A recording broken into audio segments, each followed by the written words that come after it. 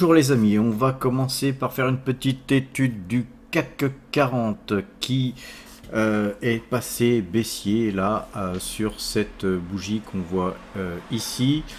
Il était passé de mémoire à 6403 points. Alors pour rappel, pour ceux qui ont loupé la dernière vidéo de la semaine dernière, je donne les points maintenant sur Instagram, donc vous pouvez consulter tous les jours les points. Et donc la vente a été annoncée ici. Malheureusement, nous avons été stoppés puisque, comme je vous le dis toujours, on met toujours des stops pour protéger ses gains. La plupart du temps, on est aussi stoppé, c'est des choses qui arrivent. Donc nous avons été stoppés avec 58 points de gain, super. Mais dommage parce que le CAC a continué sa chute ensuite. Mais on meurt pas d'un petit gain. Je vous le rappelle, les stops, surtout sur les marchés dérivés, c'est important. Alors ceci dit, vu la configuration graphique et économique, nous avons vendu des titres, on a pris des profits sur certains titres comme Bouygues, Pfizer, Coface. Voilà. Alors on va commencer par la vente de Bouygues. Nous avons donc vendu 59 Bouygues qui ont été exécutés là à 32,18 et 31,99.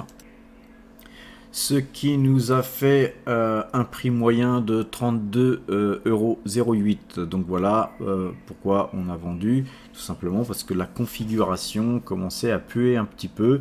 Puis on avait des profits, alors on n'a pas pris l'essentiel de nos profits, on n'a pas vendu l'intégralité de la ligne, mais on a quand même allégé sur ce titre, et fort heureusement car le titre a continué sa dégringolade. Alors qu'avions-nous vendu? On avait vendu 12 BlackRock à 670,78 $. On a vendu aussi là l'intégralité de nos Pfizer sur deux comptes. Là je vous montre un compte qui a été vendu à 53,53. On a vendu aussi 5 L'Oréal, juste pour alléger un petit peu la ligne, à 329,77 €, et on a vendu 14 Michelin à 123,15 € ainsi que 26 Schneider à 130,18 €. Alors graphiquement, on avait un fort signal de vente sur le CAC 40 comme je vous le disais, mais on avait aussi un signal de grosse faiblesse sur le marché américain, d'ailleurs depuis quelques temps, même si rebond il y a eu un petit peu. On a nous acheté un petit peu de BlackRock par ici, on les a revendus donc à 670,78 $. Et heureusement, car ensuite je crois qu'il a perdu 6% le lendemain, donc on avait bien fait donc de se séparer de nos titres BlackRock. Sur Pfizer, on avait la même chose, on a vendu à 53,53, on se retrouve à 49,97, donc ça avait bien dégueulé derrière. On a une confirmation sur la moyenne de 12, mais on avait aussi le Directional Index Mouvement qui était vendeur, donc on avait de gros profits à faire sur ce titre. Il était temps de les prendre. On les a pris parce qu'on voulait aussi avoir un peu plus de liquidité vu les temps qui courent.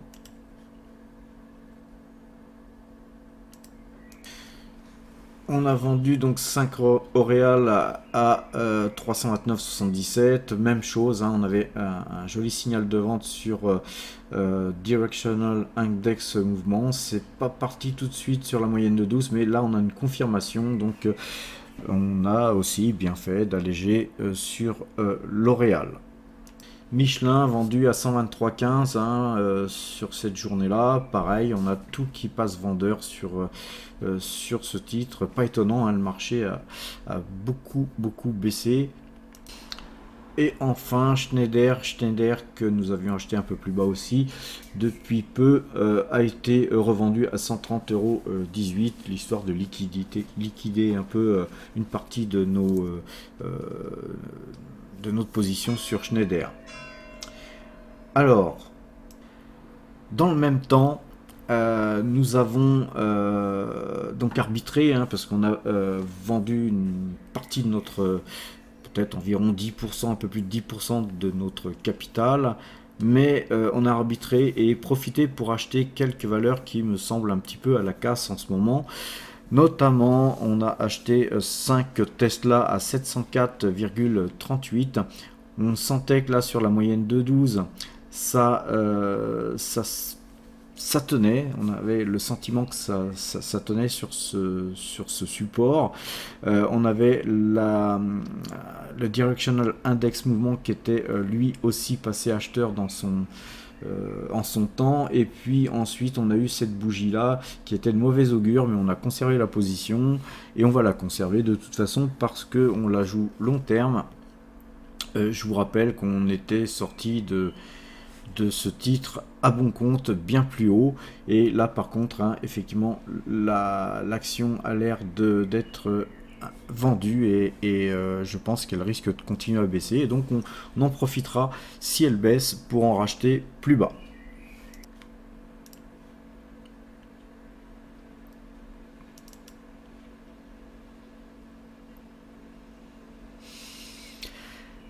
Nous avons aussi acheté Agnico Eagle Mines à 53,71 $.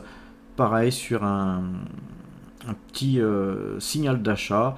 L'action est repartie à la baisse ensuite, mais vendredi, elle s'est bien orientée à la hausse, remettant tous nos signaux à l'achat. Donc le marché est particulièrement baissé depuis quelques temps. Faut bien le dire. Pour nous, c'est un petit peu dommage, hein, mais c'est toujours dommage quand le marché repart à la baisse. Dommage, mais d'un autre côté, on a aujourd'hui 8,5% de nos actifs en liquidité. Donc, on a 63 937 € de cash, et on utilisera ce cash effectivement pour toute opportunité que l'on pourrait saisir dans les prochains jours ou prochains mois. Notre portefeuille augmente de 11,58% depuis le début de l'année. Alors c'est un petit peu dommage parce que le marché effectivement a rebaissé pas mal, puisque on était pratiquement à 15% pendant cette semaine qui s'est écoulée. Donc en fait on avait 110 000 € de résultats nets depuis le début de l'année, et aujourd'hui il ne nous reste plus que 87 000 € de résultats. Donc effectivement c'est un petit peu un coup dur, on va dire, mais c'est un marché très baissier, et dans un marché très baissier on s'en sort plutôt bien, parce que on va regarder le CAC 40. Le CAC 40 lui il perd 13,5% pendant que nous gagnons 11,58%. Donc on fait grosso modo 25% mieux que le CAC 40. Et quand on additionne ce qu'on a fait l'année dernière et ce qu'on fait là aujourd'hui depuis le début de l'année, en fait notre portefeuille depuis 18 mois en gros a gagné 42%, ce qui n'est pas si mal. Mais pourquoi avons-nous vendu et pris un peu plus de précautions en ayant un peu plus de liquidité? C'est pour plusieurs raisons. D'abord, l'inflation qui, comme je vous le dis depuis plusieurs mois, depuis 3 mois au moins,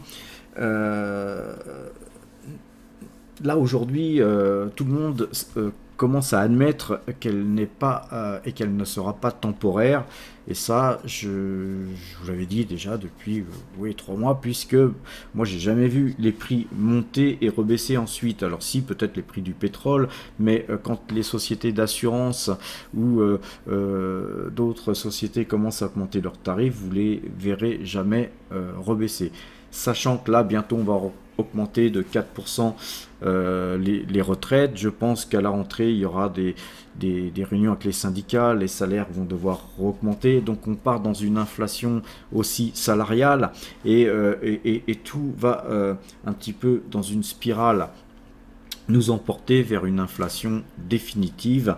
On a le Brent qui cote plus de 121,85$ le baril. Donc ça c'est assez négatif pour l'économie, il faut le dire. Donc pour nous c'est bien, puisque je vous le rappelle, on est là, vous voyez, acheteur de 8430 titres total. Donc pour nous on est tout à fait dans nos prévisions, hein, c'est ce que je vous dis depuis des mois. Mais là aujourd'hui les indices décrochent, d'ailleurs même Total a quand même pas mal baissé, c'est pour ça qu'on vendredi on perd autant, parce que en fait même les belles valeurs qui sont en fait des valeurs à fort rendement en plus ont quand même bien morflé vendredi. Donc les indices décrochent, on a une hausse des taux d'intérêt qui est déjà acté, mais qui va continuer. Et la hausse des taux d'intérêt, c'est jamais bon pour la bourse, c'est pas bon surtout pour les valeurs de croissance, mis à part peut-être des valeurs comme Tesla et Netflix, ou Google, McDo, ou voire Amazon, ou peut-être L'Oréal, GTT, BNP, Ecoface sur repli, et peut-être aussi Coca-Cola.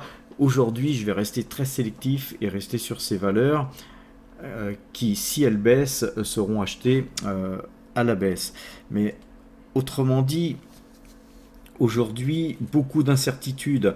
Notamment la Chine a annoncé qu'elle n'hésitera pas à déclencher une guerre si Taïwan déclarait son indépendance. Là, carrément, le mot guerre est employé. Ça n'a pas été employé depuis que Taïwan profile son indépendance. Donc on vit vraiment à couteau tendu. Et Elon Musk, d'ailleurs, lui-même a un mauvais pressentiment.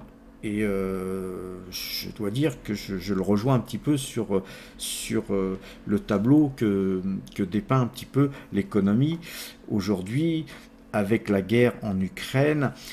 Et donc Elon Musk veut licencier 9 à 10% de son personnel. C'est pas rien. Quoique dans le même temps, il négocie le rachat de Twitter. Donc des fois, Elon Musk, autant que c'est quelqu'un que j'aurais tendance à admirer en tant qu'entrepreneur, et sur toutes les belles choses qu'il peut faire et qu'il a fait et qu'il fera certainement, mais parfois il déconne un peu, c'est le moins qu'on puisse dire. Ceci dit, comme je vous le disais tout à l'heure, le prix de Tesla devient, à mon avis, très intéressant, parce qu'il a quand même beaucoup baissé. Donc quand on achète du Tesla, surtout que nous on les a revendus, nos Tesla, rappelez-vous, beaucoup plus haut. Donc quand on achète du Tesla, on achète ça pour du long terme. Dans les choses négatives aussi qu'il y a à signaler, c'est que la guerre en Ukraine, certes c'est négatif pour l'économie, mais on est dans un enlisement et cette guerre va certainement durer. Les Russes ne lâcheront pas comme ça, je pense pas que Poutine lâche le morceau comme ça, et il avance progressivement, lentement, méthodiquement, et aujourd'hui, malgré toutes les images qu'on peut vous montrer où l'Ukraine est quasiment détruite à 20, 25, 30% de son territoire, on vous dit que certainement que l'Ukraine va gagner la guerre. Moi, j'en suis moins sûr.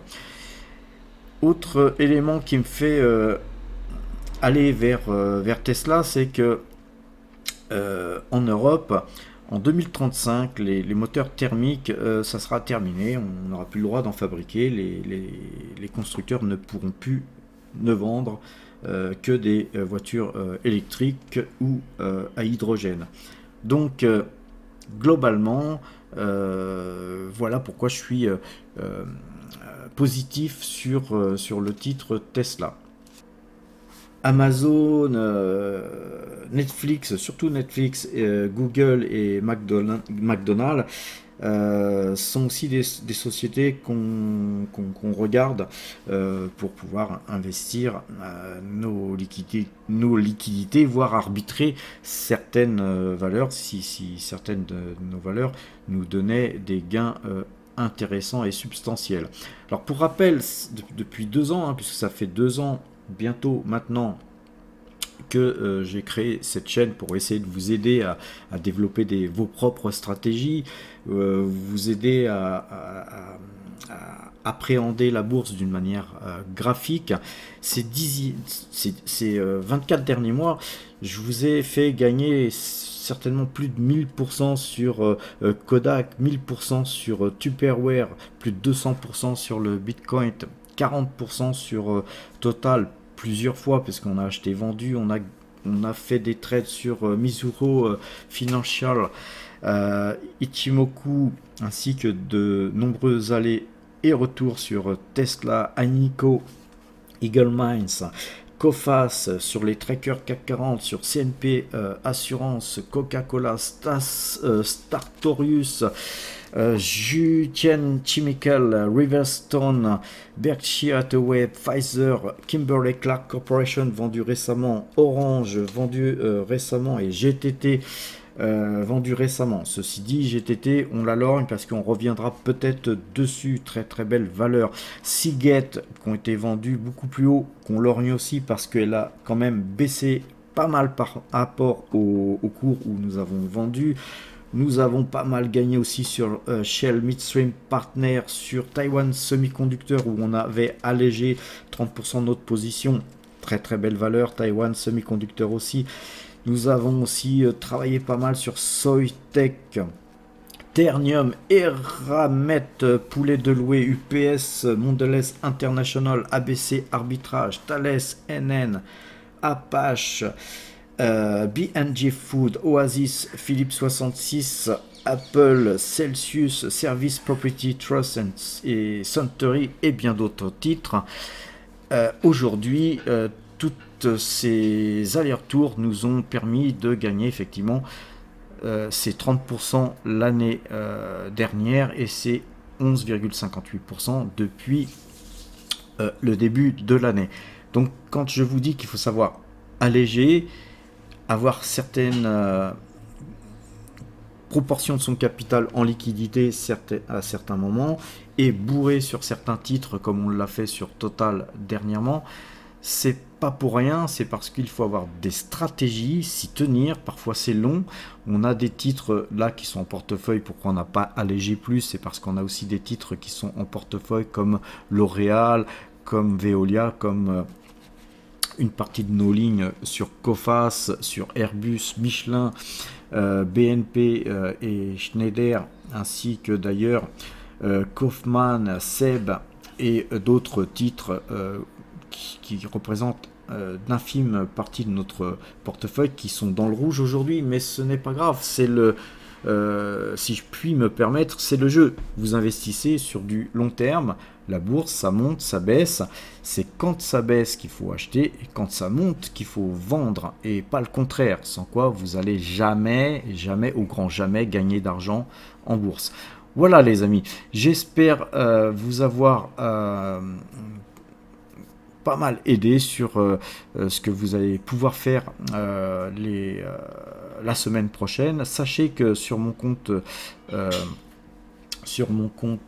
Instagram, je donne les points et le compte Instagram, je vous l'ai donné la semaine dernière. Si vous voulez regarder, visualiser la vidéo de la semaine dernière, tout y est expliqué et au moins pour ceux qui font du trading, vous pouvez vous calquer sur ce point ainsi que vos propres techniques, mais au moins avoir un indicateur qui vous donne une assurance de bien faire quand vous faites un trade. Essayez de trader dans le sens au moins du sens de Directional Index Mouvement qui est mon indicateur favori sur le court terme.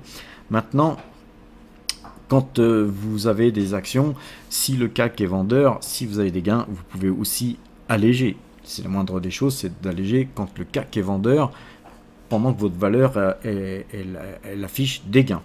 Voilà les amis, je vous souhaite une bonne fin de week-end et à la semaine prochaine.